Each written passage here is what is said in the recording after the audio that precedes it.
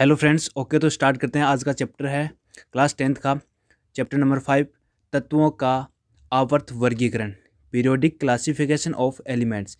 इसमें सबसे पहले हम बात करेंगे जो हमारी आवर्त सारणी है, पीरियोडिक टेबल है, उसके बारे में बात करने वाले हैं। तो आज के जो लेक्चर है उसमें देखेंगे जो तत्व हैं उनके बारे में जो बेसिक जानकारियाँ हैं वो देखेंगे, और साथ में एक नियम था डोबेराइनर का त्रिक नियम, उसको देखने वाले हैं। तो सबसे पहले देखेंगे हम हमारे आसपास के जो पदार्थ हैं, हमारे आसपास के जो पदार्थ हैं वो तत्व यौगिक या मिश्रण के रूप में उपस्थित रहते हैं। जितने भी हमारे आसपास में जो पदार्थ हैं वो या तो तत्व की फॉर्म में हो सकते हैं, या किसी न किसी यौगिक की फॉर्म में हो सकते हैं, या कोई ना कोई मिश्रण के रूप में पाए जा सकते हैं।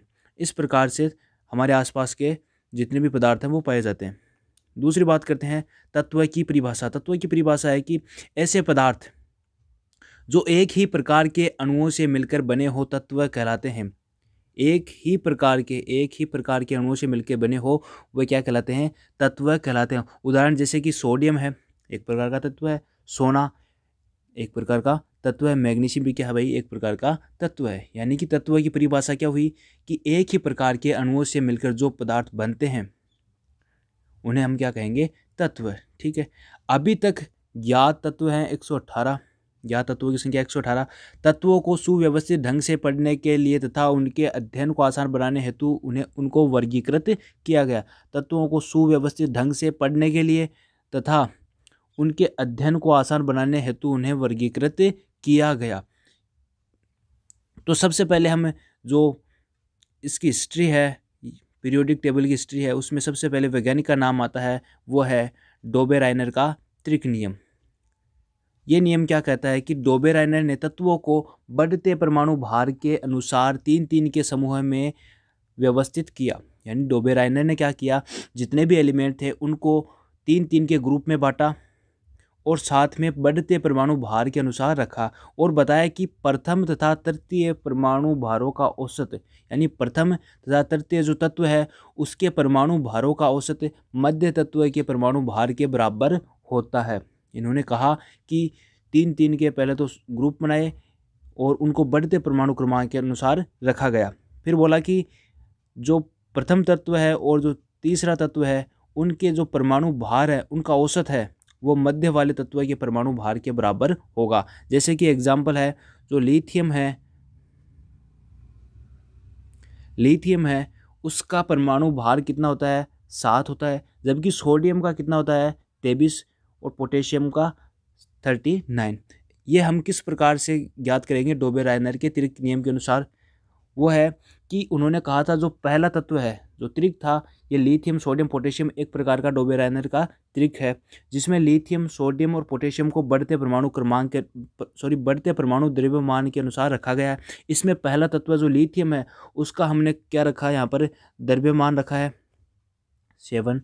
फिर उसके बाद में जो तीसरा तत्व है उसका परमाणु द्रव्यमान रखा है और उनका औसत निकाला है, तो 7 + 39/2, और इस प्रकार से आंसर आया 23 आया, जो सोडियम का परमाणु द्रव्यमान है। यहाँ पर क्या होता है कि लगभग मान आते हैं। ठीक है, एग्जैक्ट नहीं, लगभग मान हो तब भी क्या होता है? डोबेराइनर का त्रिक नियम लागू होता है। दूसरा एग्जाम्पल जैसे कि कैल्शियम है, कैल्शियम का परमाणु द्रव्यमान 40 होता है, स्ट्रोंशियम का 88, बेरियम का 137 होता है। ठीक है, तो इसमें प्रथम तत्व है जो कैल्शियम है, कैल्शियम का परमाणु भार यहाँ पर रखा गया। दूसरा जो तीसरा तत्व है उसका परमाणु द्रव्यमान 137 रखा गया, उनको जोड़ा गया और 2 से भाग दिया गया, तो तब आंसर आया 88, यानी कि स्ट्रोंशियम का परमाणु द्रव्यमान होगा। यही डोबेराइनर ने कहा था कि जो प्रथम तत्व है और जो तीसरा तत्व है उनके परमाणु भारों का जो औसत है वही मध्य वाले तत्व का परमाणु भार होगा।